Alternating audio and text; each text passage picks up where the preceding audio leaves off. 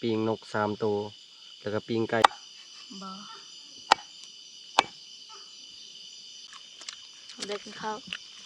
ปีกไก่ส่วนเจ้านี่5 ก็ 17 ปีนี่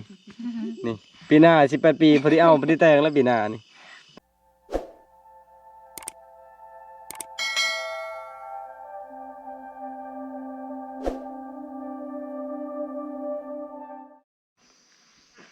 สบายดีพี่น้องสบายดียามแลง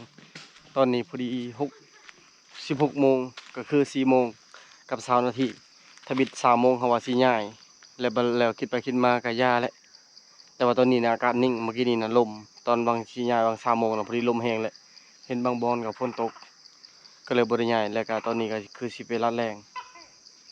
บ่ฮู้ว่าสิไปทางใดก็หากินแถวบริเวณนี้แหละคันมานก็บ่ยากดอกพี่น้อง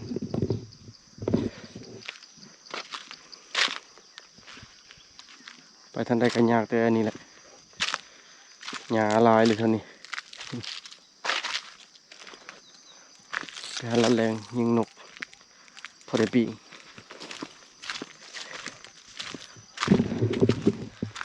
หาก็ลงคลิปแล้วเพราะว่าอยู่บ้านลายมือบริลงคลิปข่าวเวียกบริถ่ายคลิป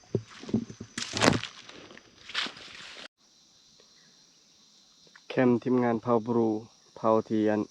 ไอดองเพิ่นไปถ่ายคลิปนำตลอดเพิ่นจะเฮ็ดแคมไว้อยู่แคมห้วยนี่เพราะว่าเวลาปลาขึ้นห้วยแล้วเพิ่นก็มาดักเอาเลยมีมุงมีหยังพร้อมปีนี้ละยากหลายใช้เบ็ดใช้มองมีแต่หญ้าเต็มเบิดนี่หญ้านี่เป็นหญ้าน้ำพร้อมใช้เบ็ดยังก็ยากนำขึ้นอยู่ดอกนี่แล้วแหละแต่ละปีนะมันแปลนปีนี้หกเลยเพราะว่าเขาเจ้าปล่อยน้ำเขื่อนนี่ดนตั้งแต่เดือน12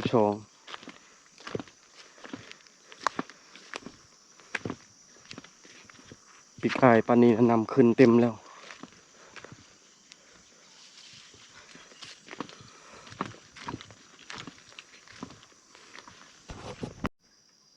คันฝนตกแห้งๆอีกเทื่อนึงนี่ปลาขึ้นอีกปีนี้มันขึ้นกับประมาณ2 ครั้งบ่เกินนี่มันขึ้นแล้วแต่ช่วงก่อนปลาก็เท่านี้แหละมันขึ้นมันกระโดดขึ้นเท่านี้เลยเอาปีซืนนี่บ่เห็นก็เคยมาเอาอยู่ปีหลายปีแล้วล่าสุดหนึ่งปีซืนนี่ปีกายเนี่ยบ่ได้มาเอาเพราะปีกายเนี่ยบ่มีเหือ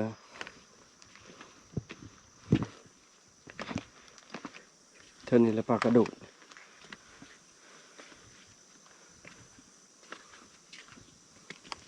แห้งอริวังกรนี่น้ำลาย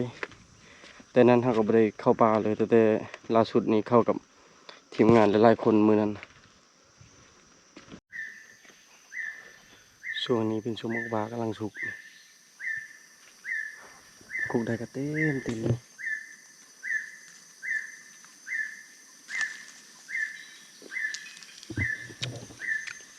หวานเนี่ย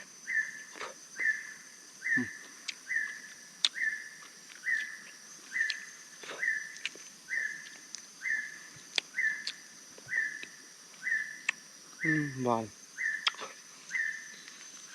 บักใหญ่อันนี้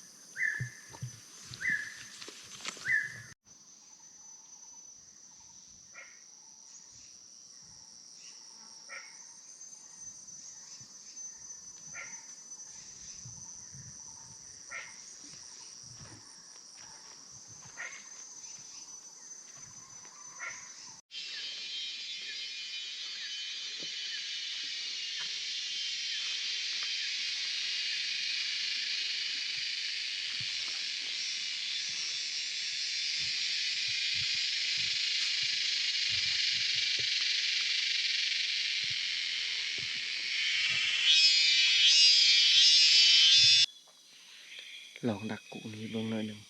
เราจะขึ้นไปกุกนี้นี่เมื่อวานนี้เห็นของตัวหนึ่งขึ้นมาแต่พุ่นเจอของตัวหนึ่งยิง2 บาทบ่ถึก มันบ่อยู่นะ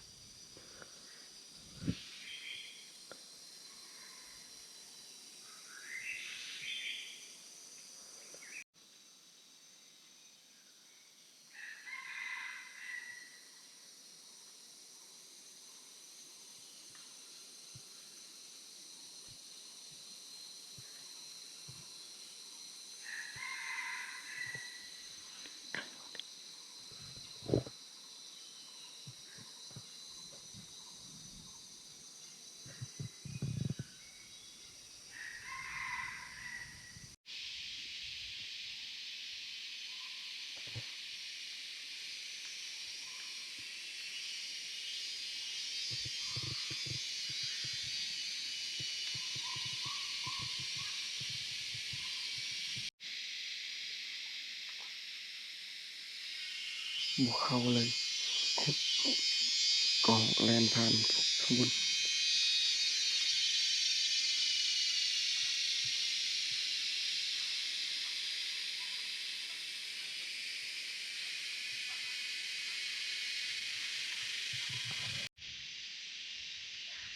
ใกล้กันตรงนี้เท่านี้มันเป็นกอไม้กระสะใกล้คันวันนี้แหละ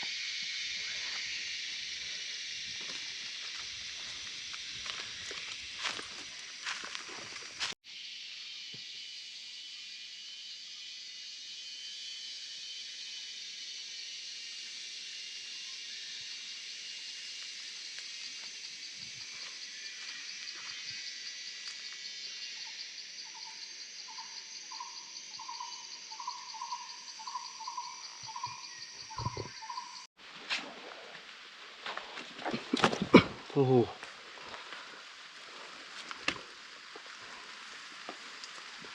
นั่นแหละ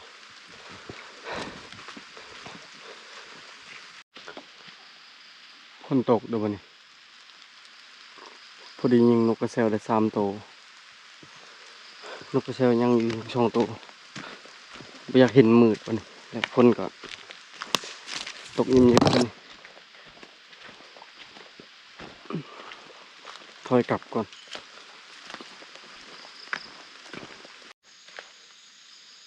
พาโทษนิ่งคักอะไรมันนี่คนยิบอยู่มืดทางนี้ทางนั้นคือทางเคลื่อนไฟฟ้า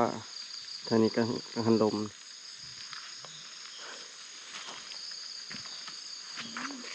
เป็นจังได้ตกบ่แหงเนาะ ได้ยังไง แต่นก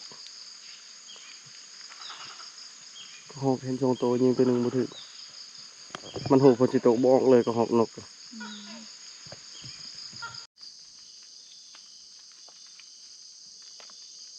แม่ปุงกำลังคั่วนกบ่พามาทันมาฮอดบ่ ยัง ตกแหงเสร็จแล้วเฮาบ่มีบ่นอนแล้วบัดนี้พากันนั่งในอันนี้แหละนั่งลำนั่งห้องเพลงแล้วเบิดคืนตกสิตกกลางคืนมันเฉพาะดอกก็หอกบ่ออกเนาะ ปลอบปลาเล็บนั่นนี่ใคร มัน ได้ หัว เนาะ ฝนสิตก ดึกมา น่ะเสียงกบน่ะ โอ้ โอ้จับกบ ตก แล้ว ใหญ่ จัง เลยนี่ จำเจ้าได้อน่ะ ชอบมื้อนั้นเลยเนาะ อืม ต้มนั่นเลยกับบ่เปยง่ายแหกอะไรล้างมันปลาสำลังแค่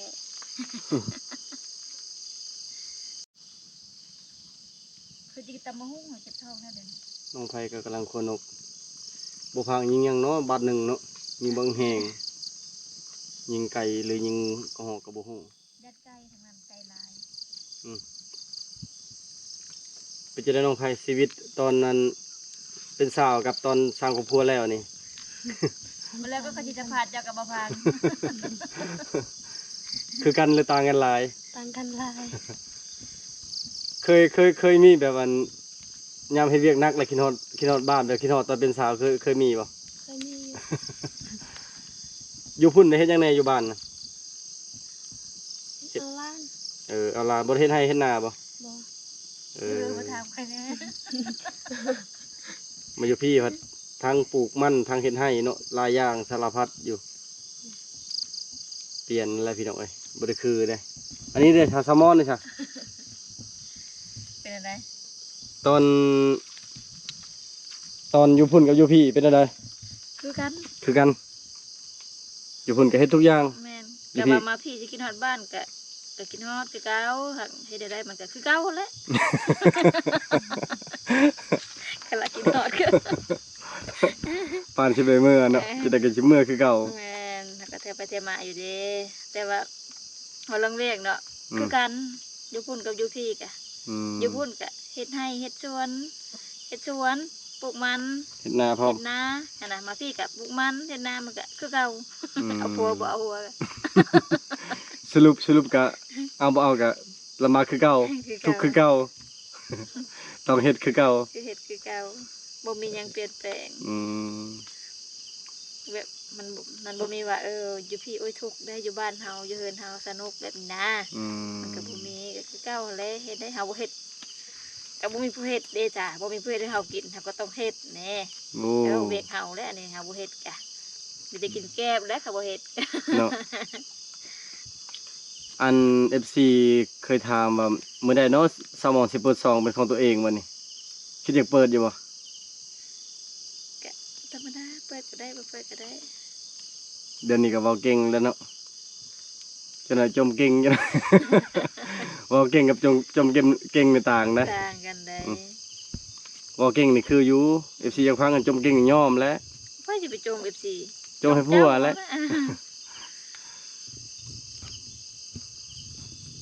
มืดเรียบร้อยแล้วป้าเงียบครับเอ้ยใส่เบ็ดปรากฏเด้คิดฮอดเด้บ่ได้เอาเบ็ดมา เบ็ดก็ยังเรืออยู่เรือบ่หลายเดี๋ยวพอพาก็มาฮอดเลยมานบ่มันยัง อ๋อน้ำเขาเมาแล้วเห็นเจ้า ถืออลิซามอนเนาะมานแต่ใกล้เนาะมาคำนี้เนาะเออใกล้แม่ผู้ ลูก รู้อีกแล้ว แม่ โอ้ย ไปจักแป้ม 3 โตห้องหมอ ลูกก็ห้อง เอาดำเลย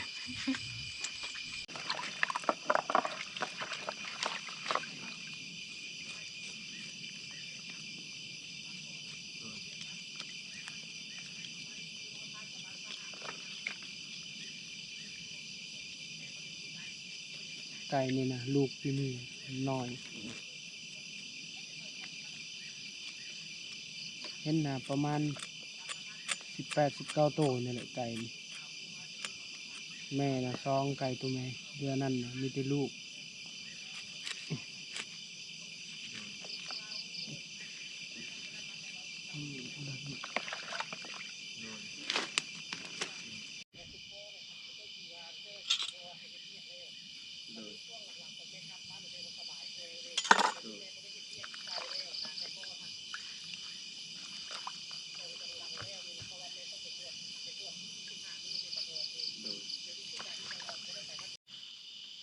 มาตัดภาพตอนนี้นี่เมนูแรงปีงนก3 ตัวแล้วก็ปีงไก่บ่พางไก่ยังอ่อนๆอยู่ไก่บ่ใหญ่ปานใดพอดีแซ่บนี่พากันกินปีงมื้อนี้กินข้าวมื้อละ2 คาบอาบน้ำมื้อละเทื่อเขือออกเต็มโตคิดว่าฝนสิตกบ่ตกซ้ำนิ่งคักบัดนี้บ่ฮู้ว่าสิได้ไปการหรือบ่ก็บ่พังนี่บ่พังชวนไปการกบการเครียดสมอนก้อยแจ่วส้ม ส้มใส่ปลาแดก ส้มจะไปได้มันสูตรใดนี่ จ้ะ สูตรแซลมอน สูตรตามใจปลา จะเบิ่งเอาหยังทาทรงนี่อิลิกอลีคน ซิวหม้อย่างเจ้าอยู่บังไผ่บ่เห็นพื้นเอ็ด เหยียบพื้นเหยียบพื้น เตะเอา เตะเอา เดี๋ยวนามีบ้ามเฮากับไผ่ โอ้ยอย่าคู่พัวปฏิพื้นนะอย่าให้พัวลมสุดท้ายเมียอยู่ลมเองแต่แซ่บบ่สดลงบันนั้นน่ะเอาตักบูนึงรถ อาจจะซิมมันไป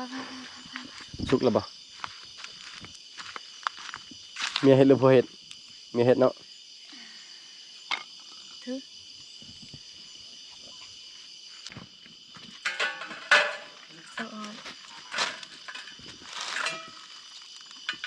นะเรื แล้ว อน เสืออันน้องไฟอุ่นปิ้งไก่ตัวไอ้ยฮอน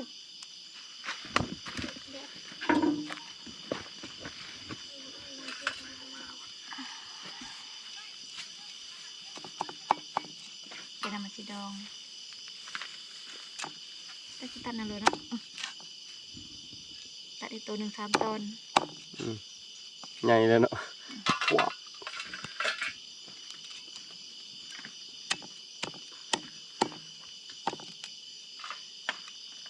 กินละลายเลยกินเพื่อลูก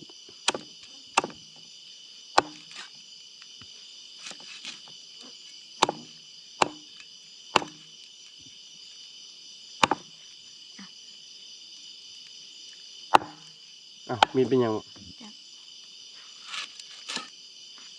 เจ้าตัดตัวติดตัวแดง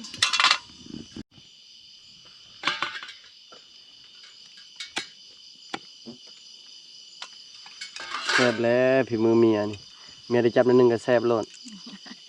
บ่พางมาแล้วคอยผู้โค จุดปิ้ง อันยังก็เขาเอาหมูเห็นหน้ามากินข้าวอันนี้คือกัน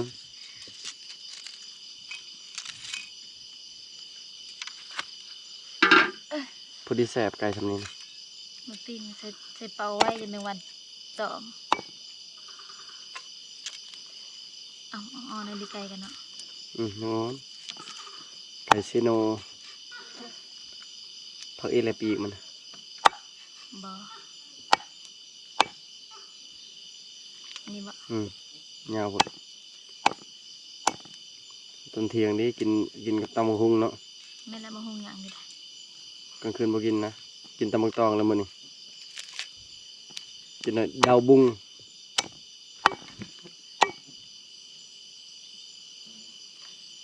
โอ้หานอนแซ่บๆบังคากะเป็นตาแซ่บขนาดเลย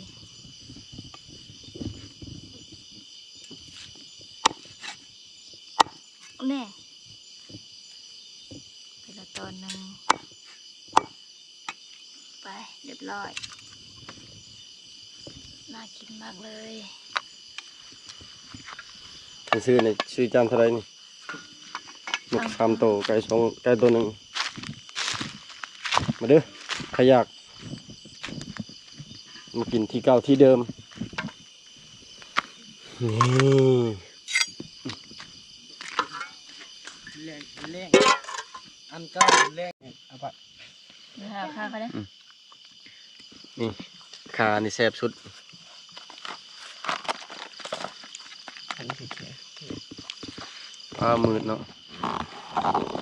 มาเด้อพี่น้องกินข้าวนำกันความนำแต่เช้าครับเดี๋ยวไก่อ่อนๆนุ่ม ทำไมพี่น้องสบาย ๆมันคือมืดทางนั้นนะ ปดบ่ มาเด้อมากินข้าวกันได้กินข้าวปีกไก่ เขาบอกให้คนทองคนใส่กินละลายนะเขาว่ากินเพื่อลูกไง ร้ายตัวแซ่บก็ร้าย ลูกเกิดมาจึงแข็งแหงพอพังเนี่ย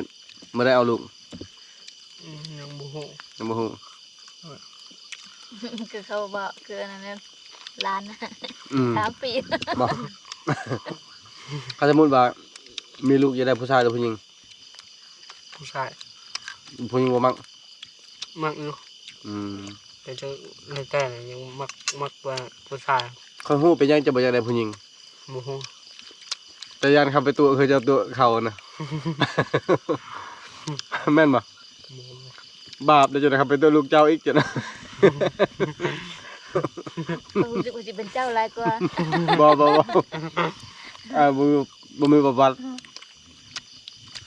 แต่บ่พานอยู่เว้ยประวัติเยอะแยะ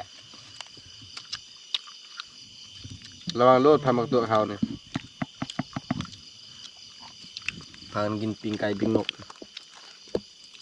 แซลมอนมักแจ่วเลยเห็นจำแต่แจ่วนะแม่นบ่ บ่ว่า กินแล้วไปก้านบ่มื้อนี้หรือพัก เบิกไปคัน ไปก้านบ่โอเคไปรี่ได้สิมันน่ะขึ้นมานี่กินแล้วเข้าเต้นเรียบร้อย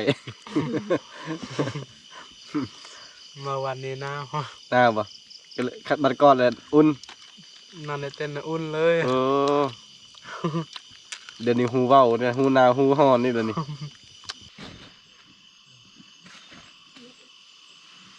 เสียงกบนะฮ้องตลอดว่าสิไปการพุ่นหลายโตอยู่ว่าสิไปการแต่ว่า แต่ละมื้อน่ะเฮากินข้าวดึกพอกินข้าวแล้วก็อาบน้ำก็ตก10 โมง10 ปลายโมงนะก็เลยบ่ได้ไปต่อเมื่อยเพราะว่าคนเฮานี่กลางเว้นก็บ่ได้พักผ่อนกลางคืนก็อยากพักผ่อนแน่นะหากินบ่ได้มื้อนี้พ่นแบบมืดพ่นมึนหยังแหละสัตว์มันก็บ่เข้าบ่ให้มันเข้ากกไห้บ่แม่นกกใหม่นะกกมักหยังก็มักว่าเนาะวันนี้เข้าห้องเรียบร้อยแล้ววันนี้ได้ เข้าห้อง เข้าห้องเรียบร้อยเก็บนอนบัดนี้เฮ็ดหยัง ติดโทรศัพท์ ยืนโทรศัพท์จักโลเลยนี่ 49 49ปกติเท่าไหร่ 44 44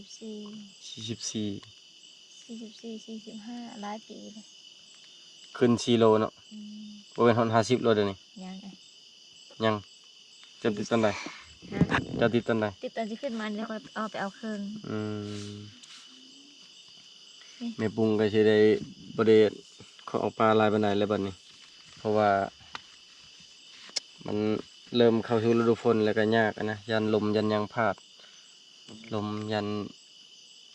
เป็นในบ่ดีนั่นแหละเพิ่นนั่นอยากหาหน่อไม้อยากหาสารได้เมื่อตอนแม่ย่า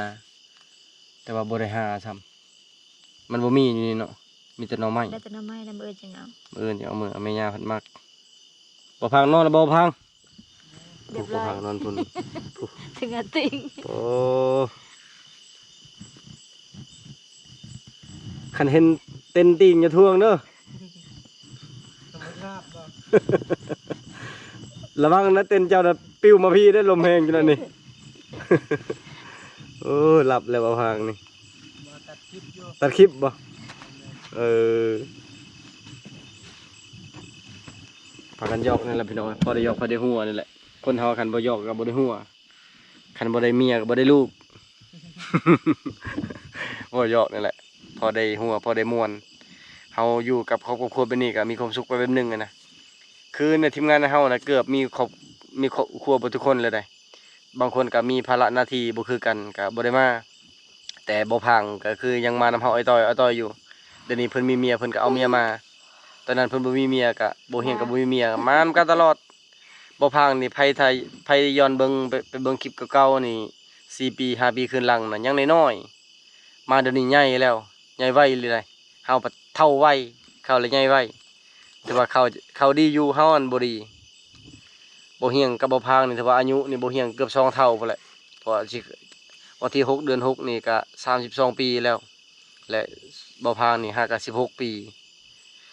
ทั้งบ่พังนี่ทั้งเมียบ่พังนี่อายุบ่เฮียงคนหนึง 2 คนเพราะว่าเมียเราก็16เราก็16อายุบ่รุ่นเดียวกัน ป่า16 ปีบ่คืออายุน้อยแท้วะ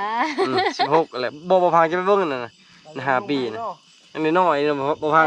น้องไผ่น่ะ16 ปีบ่ น้องไผก็16 ปีบ่ ประมาณนั้นแหละ บ่แม่น50 ปีแล้วบ่ โอ้ยใช่แล้ว บ่ยอม ส่วนเอื้อเจ้านี่5ก็17 ปีนี่ นี่ปีหน้า18 ปีพอดีเอาพอดีแต่งแล้วปีหน้านี่อันนี้5ก็16 17 ปีเนาะ ปีหน้า18 ปี ปีหน้า18 ปีพอดีเอาเลยเนาะ อันนั้นไทยคนไทยเขาเอิ้นอะไรวะ ภาคผู้เยาว์ บ่แม่นคนไทยเขาเอิ้นว่า18 ปีหันนะแล้วก็ อ้าวนั่นได อันนั้นก็อันนั้นวุฒิภาวะมีหยังคณะเขาว่าเขาก็ว่าบ่เป็นไปเอาผัวได้เลย อยากว่าบ่เป็น แบบ อยากว่า ก็ไปเห็นขับรถก็แบบได้ใบขับขี่แล้วแบบนี้หั้นนะ อืม คือเฮา11 ปีได้ไปเห็นได้แน่ หลุดพ้นจากความทุกข์ยาก ศึกษา เอาพี่น้อง พอได้ยอกพอได้หัวนั่นแหละพี่น้องเอ้ยคันบ่อยู่กับสมอนก็บ่ได้หัวอยู่กับพอได้หัวแบบนี้แหละเวลาว่างเฮาก็มาเข้าป่าพาครอบครัวเข้าป่าแต่สมอนก็คือบ่เฮียงว่าเมื่อกี้นี้แหละบ่เฮียงก็สิบ่ได้อยากพามาปานใดเพราะว่าเฮาก็อิงใส่แบบเราก็ 2ชั้นแบบนี้นะ คือเฮาชั้นเดียวสบายไปทางไหนก็ได้แต่เราก็เฮาก็อีตนลูกอีตนเมียแหละถ้าลมพัดนั่นนี่มามันก็ยากอะนะมีแต่อยู่เฮือนบัดนี้เดี๋ยวนี้เราก็ขึ้นมาอยู่บ้านแล้วมีแต่เดือนเก่าพุ่นแหละบ่ฮู้ว่า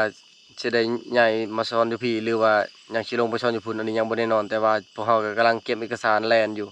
เพราะว่าอยู่บ้านเฮาเฮ็ดหยังก็มันต้องใช้เวลามันยากคือทุกอย่างที่เฮาเฮ็ดนั่นมันมีแต่ใช้เงินอย่างเดียวเลยแต่แบบได้เมียมานี่จนแบบเมื่อยแน่พี่น้องหาเงินแล่นนั่นแล่นนี่เพราะว่ามันคนละเมืองอะนะแขวงเดียวกันแต่ว่าคนละเมืองอิหยังก็ต้องแล่นจังใดเอ้าบ่ว่าระยะห่างสำหรับคลิปวิดีโอนี้เขาจะไปเพียงเท่านี้ก่อนอื่นก็ขอบใจพ่อแม่พี่น้องเบิดทุกคนที่เป็นกำลังแห่งใจให้พวกเฮาถ้าว่าติดตามในพีมื้ออื่นเช้าพี่น้องเอ้ยบาย